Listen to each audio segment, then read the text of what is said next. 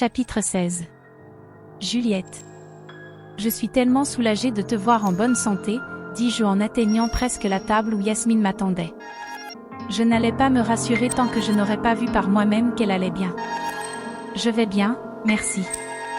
Lucas m'a raconté ce qui s'est passé, mais c'est encore un peu confus pour moi. Je ne sais pas si tu veux savoir, mais j'ai regardé ce qui t'est arrivé et ce que j'ai découvert est assez effrayant. On peut dire ça, répond Mel. Depuis que je suis à l'université, j'ai toujours entendu parler de ces drogues dans les fêtes de fraternité. Des cas de filles violées ont été signalés, mais les plaintes ont toujours été cachées par l'université, pour ne pas salir son nom. Même la police de l'université s'occupe de ces cas et, pouvez-vous le croire? Il n'y a presque jamais de suite parce qu'ils disent que les victimes n'ont pas de preuves. Êtes-vous en train de me dire qu'ils sont au courant des viols et qu'ils les ignorent? Oui, et ce n'est pas tout. Je soupire en me disant que si c'est un choc pour moi, imaginez pour elle, qui a été élevée dans une culture beaucoup plus stricte pour les femmes. En fin de compte, la fille qui a été agressée est encore mal perçue sur le campus. C'est terrible. Et j'ai découvert que cette fraternité en particulier a plusieurs histoires de ce genre. Personne ne défend ses filles? Si c'est le cas, je ne le sais pas, admets-je. Vous êtes au courant pour mon frère, n'est-ce pas? Pas Amir, l'autre. Je détourne le regard, un peu maladroitement, mais je finis par parler. Tout le monde le sait, Yasmine.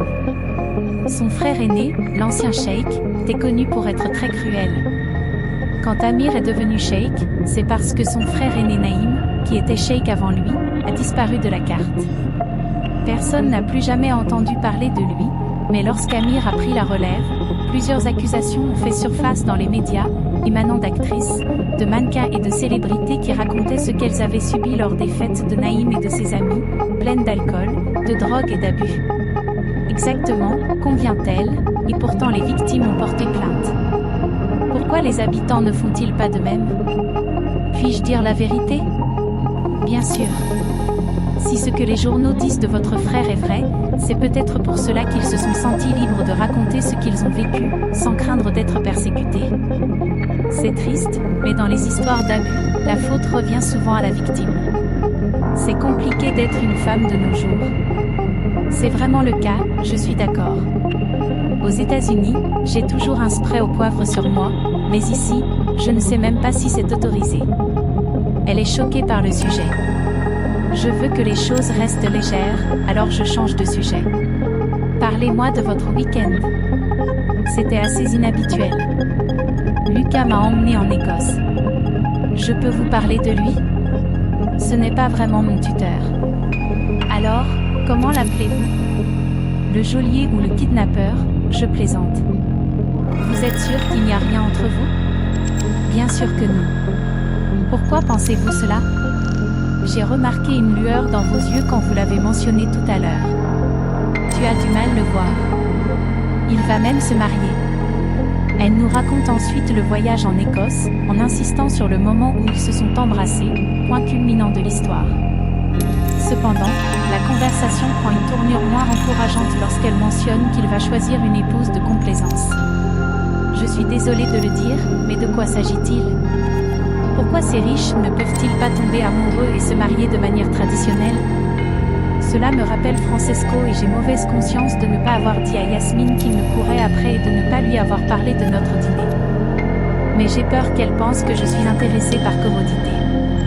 Et au fond de moi, je ne pense pas que nous nous reverrons un jour. Lorsque nous nous sommes quittés, il m'a même donné une carte et demandé mon numéro, mais je pense que c'était juste par politesse. Elle rit de ma réaction. Je n'ai pas l'habitude de jurer, mais je ne m'offusque pas non plus. Je n'ai pas trouvé d'autres expressions qui conviennent. Il est si séduisant, pourquoi aurait-il besoin d'un mariage arrangé? Je comprends le titre, je me souviens de ce qu'elle a dit, mais pourquoi ne pas trouver quelqu'un de manière conventionnelle? Peut-être qu'il veut juste sauver les apparences. Oh, je suis désolée, mais vous pensez vraiment qu'un type comme lui va se marier sans avoir une vraie relation? Elle devient rouge comme un piment. Reste calme. Ce ne sont pas nos affaires. Si tu dis, je laisse la phrase en suspens. Qu'est-ce que tu veux dire? Yasmine, il y a quelque chose. Tu devrais voir à quel point le duc était inquiet quand tu t'es évanoui. C'est parce qu'il est l'ami de mon frère et qu'il est responsable de moi. Peut-être que j'en fais tout un plat, mais il m'a semblé qu'il y avait plus que ça. Il était visiblement en colère et a même donné un coup de poing à Richard. Qu'est-ce qu'il a fait? Il a frappé Richard, le type qui t'a apparemment drogué. Il s'est arrêté parce que tu as commencé à te réveiller et je lui ai dit qu'il valait mieux qu'on te sorte de là. Waouh, je ne savais même pas, dit-elle. Oh, et à propos de Richard, je ne connaissais même pas son nom. J'ai quelque chose à vous dire qui ne vous plaira peut-être pas. À mon retour d'Écosse, mon chef de la sécurité m'a dit que Lucas avait chargé des agents de sécurité de me surveiller tout le temps à l'université, et pas seulement à la sortie comme avant. Je suis désolée, mais maintenant il y a un agent de sécurité qui s'occupe de vous aussi. Elle le dit à demi-mot, l'air très gêné, mais je finis par rire et elle me regarde avec incompréhension. Vous pensiez que je serais contrariée? Écoute, je travaille à la bibliothèque le soir pour payer les factures et il m'arrive de sortir très tard. Je me sentirais mieux en sachant que quelqu'un veille sur moi. C'est vrai? Quel soulagement. Je me sentais mal de vous mettre dans cette situation. Chapitre 17. Juliette. Nous avons continué à bavarder et elle m'a raconté la fête, à l'exception de la partie ennuyeuse qui consiste à découvrir que le duc, qui a apparemment son cœur sur lui, va devoir se marier par intérêt. Mon téléphone portable sonne soudain, et à l'expression de son visage, je n'ai pas besoin d'être devin pour savoir de qui il s'agit.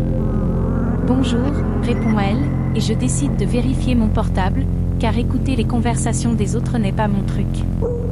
Mon cœur s'emballe quand je vois un message de lui, le type dont je ne m'attendais pas à entendre parler à nouveau. Le prince charmant, j'espère que ton week-end s'est bien passé, Juliette. J'entends sa voix dans ma tête, avec cet accent irrésistible.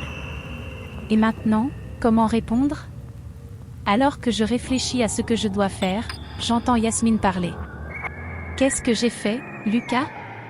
Depuis que je suis revenue à Londres, je ne suis sortie que pour aller à l'université et aujourd'hui, pour rencontrer Juliette. Elle s'arrête, l'écoutant parler, et ne semble pas du tout heureuse de la conversation. Waouh, quelle invitation excitante, dit-elle d'un ton sarcastique. Dommage que ce ne soit pas une question. Quoi qu'il en soit, je réponds non, merci. Apparemment, il a dit quelque chose qui n'a pas donné lieu à une discussion, parce qu'elle demande tout de suite après. Je peux prendre Juliette? Etta, emmène-moi où? Est-ce qu'Amir sait que je viens? Elle poursuit. Bon, je vais dire à mon frère qu'il y a une fête à l'université aujourd'hui. Puis elle fixe son téléphone portable comme si elle voulait le jeter. Où allons-nous? Je lui demande. Une fête sur le yacht de Lucas pour lancer un whisky ou quelque chose comme ça. Je ne sais pas trop où c'est, mais il a dit qu'on finirait probablement en Italie. Tu es d'accord? Une fête en Italie? Oui, bien sûr. Peut-être que cette fois-ci, j'en profiterai vraiment et que j'oublierai la fête de Francesco? Rien que de penser à lui, mon cœur se serre. Je viens de me rappeler que je dois répondre au message qu'elle m'a envoyé. En regardant Yasmine, je vois qu'elle est anxieuse. Je parie que le duc l'énerve autant que le prince m'énerve. Qu'est-ce qui ne va pas? Demande-t-elle, voyant que je suis restée silencieuse. Même si vous vous disputiez, tu souriais tellement en lui parlant. Je ne sais pas si tu t'en es rendu compte. Je doute que tu m'observais pour le savoir, rétorque-t-elle. Je ne t'ai pas observé tout le temps, mais quand je t'ai vu, tu étais tout sourire, du genre à dire « Waouh, il est beau ». Elle rit. Vous voyagez. Peut-être, mais j'ai une imagination qui va très loin. Elle redevient sérieuse. As-tu oublié qu'il va se fiancer? Je ne sais pas, Yasmine, mais quelque chose me dit que vous deux. Non, pas du tout. Il m'a seulement invitée à cet événement parce qu'il ne me fait pas confiance seul le week-end. Peut-être qu'il se l'est dit à lui-même, mais je ne pense pas qu'il veuille vous garder dans les parages uniquement pour garder un œil sur vous. Et pourquoi cela? Veut-elle savoir? On le saura le jour J, mais si j'étais toi, je m'habillerais bien. Qu'est-ce que tu veux dire? Demande-t-elle, confuse. Mais quelque chose de très voyant. Je n'ai pas beaucoup de vêtements voyants. Des vêtements chers, peut-être. Je ne sais pas s'ils sont voyants. Nous ferons le tri. Allons faire du shopping. S'il en épouse une autre, il se souviendra au moins de ce qu'il a perdu. Je suis sûre que tu es folle. Ce n'est pas comme ça dans ma culture. Même si je suis séduisante, cela ne changera rien. Dans mon pays, les femmes ne sortent pas avec un homme avant le mariage. Et je ne pense même pas qu'il fasse quoi que ce soit parce que c'est l'ami de ton frère, mais tu seras éblouissante et tu le laisseras baver. D'accord. Aide-moi à choisir quelque chose de beau, mais seulement si tu acceptes une robe en cadeau. Non. Je ne veux pas que notre amitié soit comme ça, je ne suis pas là par intérêt. Je ne suis pas là par intérêt, pas du tout. Je veux que tu sois merveilleuse. Vous avez dit que vous étiez à court d'argent. Laisse-moi t'offrir ce cadeau. Je me sentirai mal. D'accepter un cadeau? De quoi? Dans ta culture, les amis n'offrent pas de cadeaux? Si, mais rien de trop cher. Nous nous connaissons depuis peu et je ne veux pas que tu penses que j'en profite. Je suis heureux avec ce que je suis, vraiment. À moins que... Quoi? Tu as peur que je fasse mauvaise figure? Pas du tout. Je veux juste que tu te sentes belle. J'avais des doutes, mais je voulais vraiment accepter. Finalement, je le ferai. D'accord, mais ne renchéris pas. Nous quittions déjà le café quand je me suis souvenu du message auquel je devais répondre. Tu peux attendre une seconde avant qu'on parte? Je demande et tape le texte rapidement avant de le regretter. Je sais que je joue avec le feu, mais Francesco me fait sentir vivante, alors pourquoi ne pas laisser quelques étincelles me brûler? Chapitre 18. Francesco. Le jour même. Qu'est-ce que tu veux cette fois, Isabella? Je demande, sentant déjà venir la migraine, ce qui arrive toujours quand je dois parler à ma mère, la princesse Isabella Valentina Revello Lucchese. Notre relation a toujours été compliquée, depuis que je me souviens, surtout après ce qu'elle a fait au père de Gabriella, mais cela a empiré lorsqu'elle a essayé de faire du mal à Sofia. Elle n'a jamais aimé mon ex, mais l'a toléré parce qu'elle pensait qu'elle était un bon choix. Mais lorsque Sofia a décidé de rompre nos fiançailles, ma mère a pété les plombs, disant que c'était une honte pour notre pays, Eldoria. Elle est allée jusqu'à essayer de faire chanter Sofia à mon insu, ce qui a failli ruiner l'économie d'Eldoria. Après la mort de mon père, je ne vois ma mère que lors d'événements officiels, quand il n'y a pas moyen de s'échapper.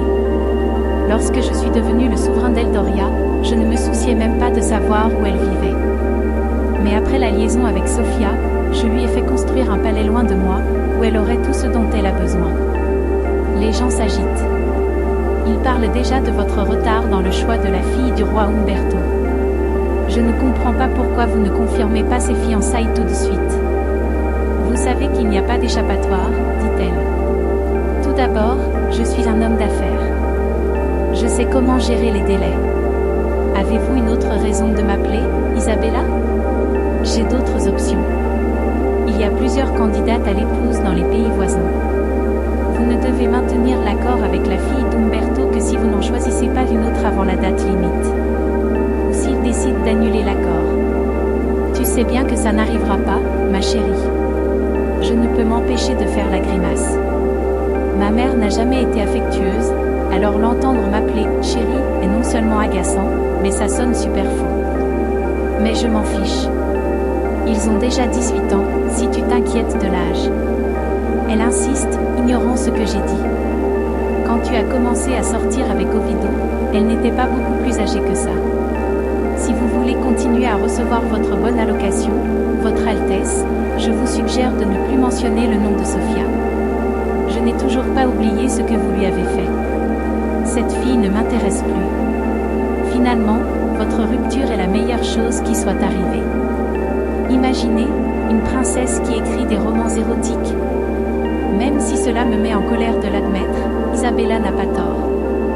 Les habitants d'Eldoria n'accepteraient jamais Sofia s'ils découvraient qu'elle est le cerveau de l'auteur Monsieur Cabo Olson.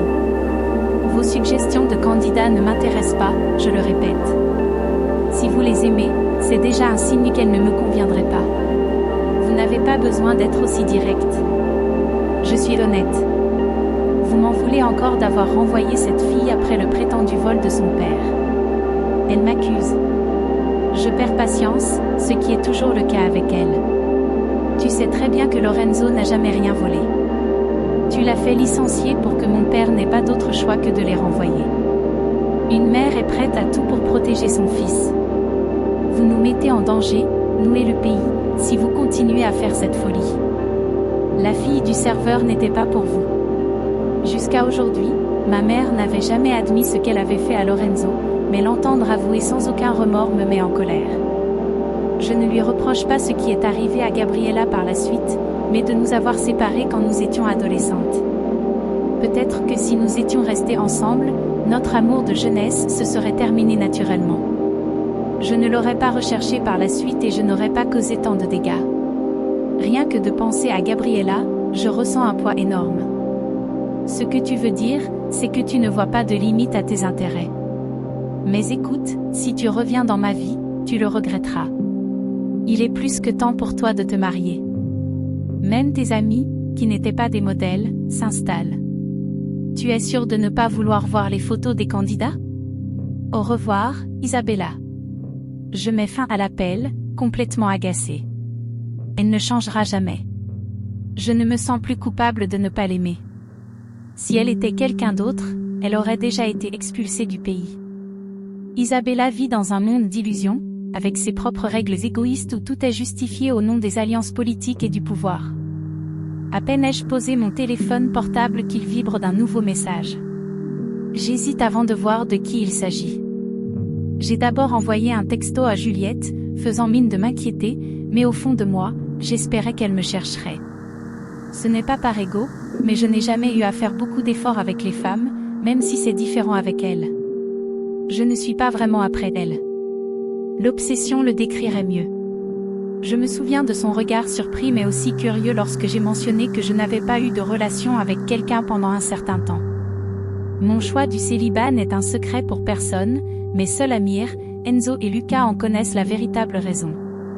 Pendant des années, il était de bon ton pour les mondains et les mannequins d'essayer de me séduire, et j'avoue que j'ai souvent été attirée parce que, après tout, je suis humaine et j'aime le sexe. Mais cela n'a jamais suffi à me faire changer d'avis et à me faire rester fidèle à ma décision d'attendre de trouver la femme qu'il me faut pour me marier.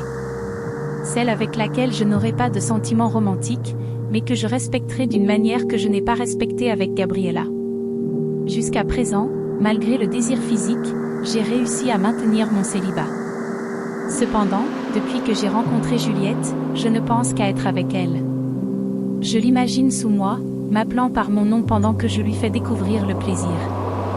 Le fait qu'elle veuille se préserver pour quelqu'un dont elle est vraiment amoureuse me rassure un peu, car je sais que nous pouvons explorer notre attirance sans dépasser les limites qui compromettent nos décisions personnelles.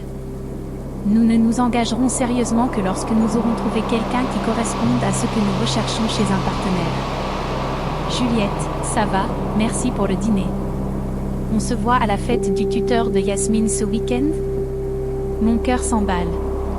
Qu'est-ce que tu fais, Juliette? Lucas organise une fête pour le lancement de sa marque de whisky et je n'étais pas sûre d'y aller. Mais maintenant, j'ai décidé que j'allais me permettre de me rapprocher un peu plus de cette tentatrice blonde. Oui, j'ai hâte de te revoir. Chapitre 19. Juliette. Le vendredi suivant. Livourne, Italie. Cette tenue que tu m'as aidé à choisir est plutôt osée, hein? Commente Yasmine. C'est très tendance. Est-ce que ça veut dire que je m'habillais comme si j'étais plus âgée? Pas exactement, mais tes vêtements manquaient un peu de style. Tu es très belle, Yasmine. Et tu es encore plus belle avec les pièces que j'ai créées pour toi, dit Jo en montrant le bracelet en argent avec des améthystes que j'ai fait spécialement pour elle. Il est parfait avec cette robe violette provocante. Je pensais que nous allions d'abord aller à l'hôtel, mais Lucas m'a dit que ses employés allaient porter nos sacs directement à l'événement, dit-elle en s'admirant dans le miroir. Je pense que c'est mieux ainsi. Je suis très enthousiaste à l'idée de cette fête. Ce sera le meilleur événement depuis mon arrivée en Europe. Bien sûr, je ne parle pas du dîner avec le prince. Cette soirée a été inoubliable, malgré la triste fin. Avant, je pensais que je profitais de la vie, réfléchit-elle, mais vous êtes beaucoup plus vif. Je veux profiter de chaque instant. J'espère que lorsque je mourrai, quelqu'un me regardera et dira « Celle-là a vraiment profité de la vie ». Elle rit, et c'est ce que je voulais. Yasmine semble un peu tendue. L'interphone sonne et je soupçonne que c'est le duc. Va répondre. Je vais me maquiller, propose-je, voulant leur laisser un moment seul et, je l'avoue, parce que je suis aussi un peu nerveuse à l'idée de revoir Francesco. Lorsque je reviens de la salle de bain 5 minutes plus tard, l'air entre eux est chargé d'une tension à couper le souffle. Je dissimule un sourire. Je parie qu'ils ne vont pas tarder à passer du statut de tuteur et de protégé à celui de vrai couple. Dans ma tête, j'avais prévu d'arriver à la fête de Lucas pleine d'assurance, encore plus en me sentant merveilleuse dans la robe bleu clair que Yasmine m'avait offerte. Mais la réalité est tout autre. La princesse a disparu, probablement avec Lucas, et je décide de les laisser tranquilles. Je commence à faire le tour de la fête toute seule. Certaines personnes me sourient et je leur réponds, mais personne ne vient me parler. Je ne me sens pas du tout à ma place. Je marche encore un peu et je tombe sur Francesco qui discute avec 2 mannequins que je jurerais avoir vus dans des publicités. Il est très à l'aise et elle semble prête à faire tout ce qu'il veut. Je ressens une jalousie que je n'ai jamais ressentie auparavant et je me dis que je suis idiote de penser que quelqu'un comme lui puisse s'intéresser à moi. Au moment où je m'apprête à m'éclipser, il me voit. Pendant une seconde, nos regards se croisent et je me souviens du message que je lui ai envoyé pour lui dire que je venais à la fête. Je suis gênée. Je m'enfuis presque en courant, je veux disparaître. Je marche sans but jusqu'à ce que je tombe sur un super beau garçon. Perdu, mon amour ? Me demande-t-il. Je reste sans voix. Ah, en quelque sorte. J'essayais de trouver un endroit plus calme. Je réponds, en inventant sur le champ. Il sourit d'une façon qui me mettrait à genoux si je n'étais pas déjà à moitié amoureuse du prince. M'enfuir avec toi serait la meilleure chose de ma soirée. Il flirte sans vergogne. Quel est votre nom ? Même si je sais qu'il ne cherche que de la compagnie pour la soirée, je me sens un peu mieux d'avoir attiré l'attention de quelqu'un d'aussi séduisant. Juliette Rousseau. Je lui réponds.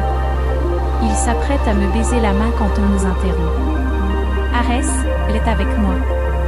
Dit une voix. Je me retourne pour voir Francesco, la raison de ma frustration et de ma jalousie. Non, je ne suis pas avec lui. Réponds-je, irritée. Tu t'appelles Ar ? Oui, Arcostanidi, mais je n'ai pas l'habitude de rivaliser avec mes amis, même si tu m'intéresses. Il me baise la main, et je pense que les hommes comme eux devraient être accompagnés d'un avertissement « Attention, danger ». Après avoir salué Francesco, Arès s'en va. Je me tourne vers Francesco. Alors, je suis avec toi ? Lui demande-je avec ironie. Il a l'air un peu mal à l'aise au début, mais redevient vite calme. De quoi s'agit-il maintenant ? Je croyais que tu avais dit que tu ne serais qu'avec quelqu'un de spécial. Est-ce que j'ai fait quelque chose de mal ? Je le demande, mais je le regrette vite. Tu sais quoi ? Ce ne sont pas tes affaires. J'ai dit que je ne ferais l'amour que si j'étais amoureuse, mais pour s'embrasser, il suffit de se sentir attiré.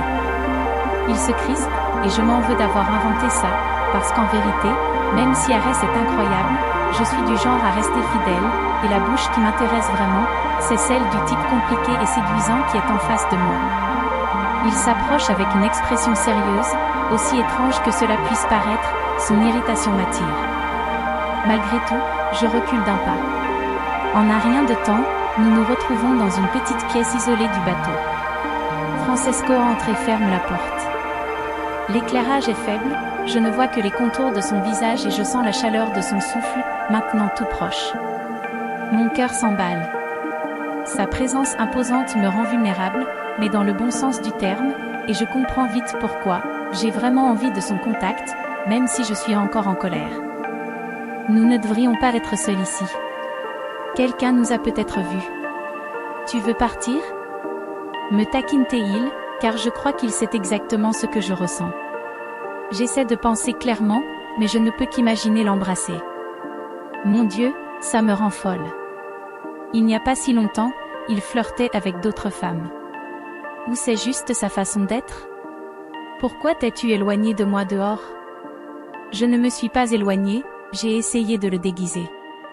Je voulais profiter de la fête. Un baiser? Oui. Toi? Non. Peut-être. Pourquoi dois-je répondre? De plus, nous avons probablement des idées différentes sur ce qu'est profiter. Différentes? Peut-être, mais pas tant que ça. Tu jures que tu n'es pas excité en ce moment? Je le jure. Menteur. Il se tient si près de moi que je sens sa barbe sur mon front.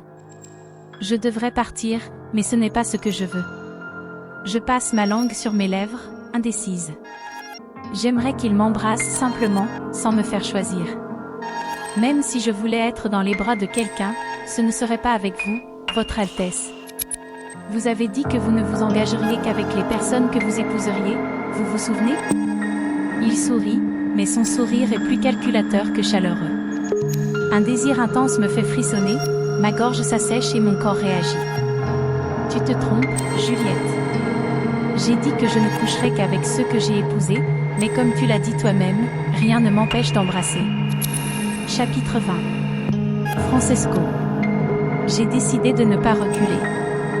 J'ai besoin de la goûter, même si ce n'est qu'une fois, car ce désir ne m'a pas quitté depuis le premier instant où je l'ai vue. Juliette est tendue, mais elle ne cherche pas à me repousser.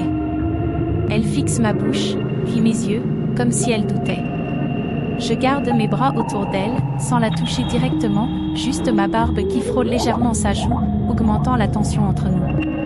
Elle a dû être jalouse en me voyant avec les mannequins. Si elle était habituée à ce monde, elle m'aurait abordé avec confiance, car je suis venue à la fête pour elle. Mais Juliette est différente, douce et inexpérimentée. Nous ne devrions pas, murmure-t-elle. Nous ne devrions pas quoi, Juliette? J'insiste. Nous ne sommes pas ce que l'autre personne recherche. Et n'est-ce pas ce qui rend les choses si intéressantes? Le risque?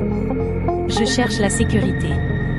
Mais j'étais sur le point d'embrasser un inconnu. Du moins, c'est ce à quoi ça ressemblait quand je t'ai vu avec Arès. Je n'ai pas. Non. Elle regarde à nouveau ma bouche. Je n'allais pas l'embrasser. Je te l'ai dit, je ne me promène pas en embrassant les gens. Je me rapproche. Et ma bouche? Nos lèvres se touchent légèrement. La tienne est différente. Pourquoi est-elle différente? Parce que tu n'es pas n'importe qui, tu es le prince charmant, dit-elle avec un sourire en coin, malgré la tension qui s'était installée auparavant. Je ne m'attendais pas à ce qu'elle fasse ensuite. Elle m'attrape les cheveux, non pas doucement, mais avec insistance.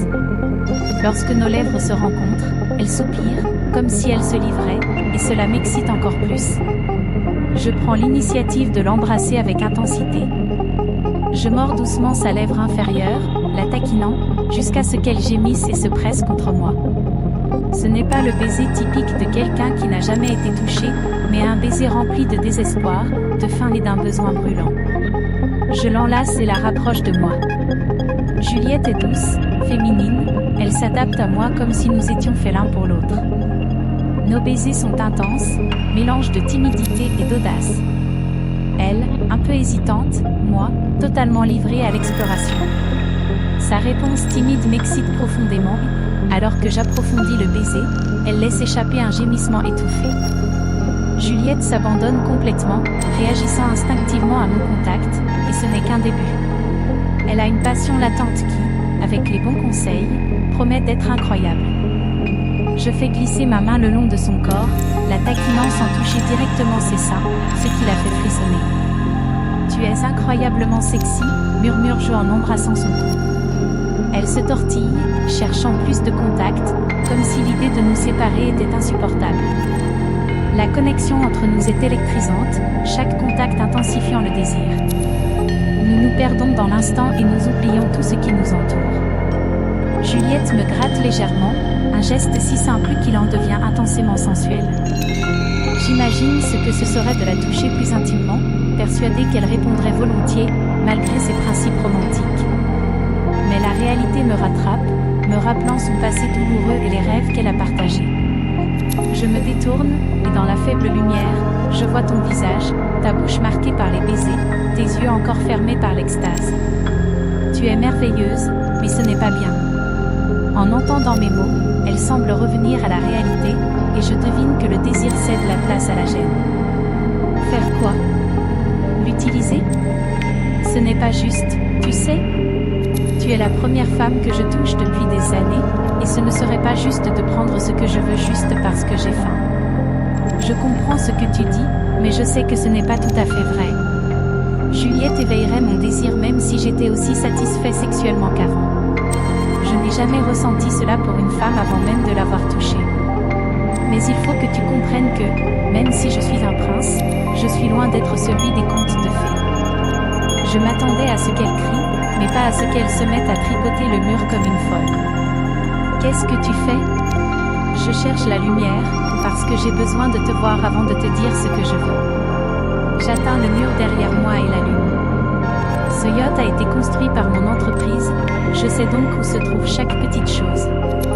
Maintenant, je sais, dit-il, les yeux brillants. Tu crois vraiment que parce que je t'ai embrassé, je t'autorise à me faire l'amour debout dans une petite pièce? Je ne sais pas avec qui tu as été dans le passé, prince, mais même si je revenais sur le fait de ne faire l'amour qu'avec une personne dont je suis amoureuse, je mérite mieux que ça. Il essaie de passer devant moi, mais je le retiens par le bras. Juliette. Elle a le droit de se défouler parce que j'ai été un idiot, mais même si je sais que c'est pour le mieux, qu'il faut arrêter cette attirance incontrôlée entre nous, quelque chose m'empêche de la laisser partir. Laisse-moi partir, Francesco. Tu t'es fait comprendre. Tu embrasses très bien et pendant un moment, tu m'as fait oublier qui j'étais et où nous étions. Si vous faites l'amour comme vous m'avez embrassé, je suis sûre que ce doit être une expérience inoubliable, mais je suis le genre de fille qui a soif de romantisme. Je n'accepterai jamais moins que ce que je vaux, donc ton discours sur ma protection ne me convient pas. Je ne laisserai jamais les choses aller plus loin dans une salle de nettoyage. Elle se laisse aller, et cette fois je ne fais rien pour l'arrêter.